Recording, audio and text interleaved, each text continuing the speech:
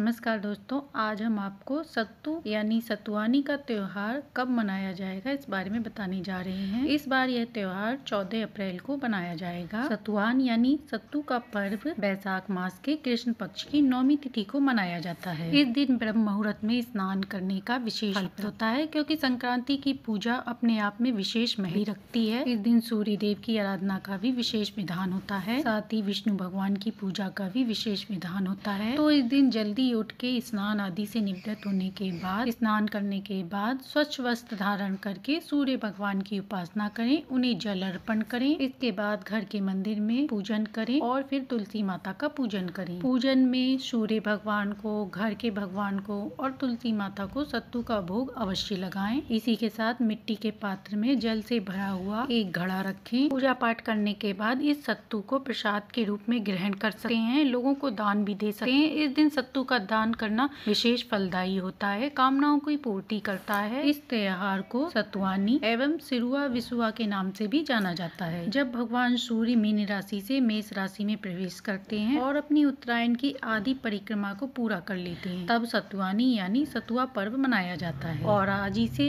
सभी मांगलिक कार्य शुरू हो जाते हैं। यह त्योहार उत्तरी भारत के कई राज्यों में मनाए जाने वाला एक प्रमुख लोक पर्व त्योहार है। यह त्योहार बिहार में विशेष रूप से मनाया जाता है। सतुआन संक्रांति पर्व बिहार, झारखंड, मध्य प्रदेश और उत्तर प्रदेश के पूर्वांचल हिस्से में मनाया जाता है। बिहार में यह पर्व जुड़ शीतला नाम से भी मनाया जाता है और इसी दिन से मिथिला में नए साल की शुरुआत होती है। इस पर्व को सत्तू संक्रांति अथवा सतवा संक्रांति भी कहा जाता है। इस दिन सत्तू खिलाना, खाना और ऋतु फल के साथ दान करना अत्यंत फलदायी माना जाता है। इस दिन प्रातः स्नान करने से सभी पाप नष्ट होते हैं। इस दिन देवी देवताओं को सत्तू, गुड़, आम का भोग लगाया जाता है, साथ ही सत्तुओं के लड्डुओं का भी भोग लगाया जाता है। इसके बाद इन्हें प्रसाद के रूप में ग्रहण किया जाता है। इस दिन सतुआनी के दिन सत्तू, गुड़, चना, पंखा, जल युक्त मिट्टी का घड़ा, कच्चा आम, ऋतु फल, नया अनाज आदि दान करने का भी विधान माना जाता है। इन सामग्रियों का दान करने से मनवांछित फल की प्राप्ति होती है। इस दिन गाय और चींटियों को भी सत्तू जरूर खिलाना चाहिए। आज के दिन पितरों को तर्पण और भगवान कृष्ण की पूजा आराधना का विशेष विधान होता है। इस पर्व को प्राकृतिक पर्व भी माना जाता है, क्योंकि इस समय नई फसलें कटकर तैयार हो जाती हैं। एक तरह से भगवान का आभार प्रकट किया जाता है। नए अनाज चढ़ाकर भगवान को अर्पण किया जाता है। इसी में सत्तू भी आता है। इस पर्व पर सत्तू सेवन करने का कई वैज्ञानिक कारण भी है। सत्तू शरीर के लिए अच्छा होता है, शीतलता देता है। गर्मी में सत्तू का सेवन करने से शरीर को शीतलता प्रदान होती है। सत्तू का सेवन करने से गर्मी में लू लगना आदि समस्याओं से बचा जा सकता है। इस दिन दीपदान का भी विशेष महत्व होता है। तो इस दिन तुलसी जी के पास, घर के मंदिर में, देव मंदिर में, सूर्य देव के पास दीपदान अवश्य करें। ऐसा करने से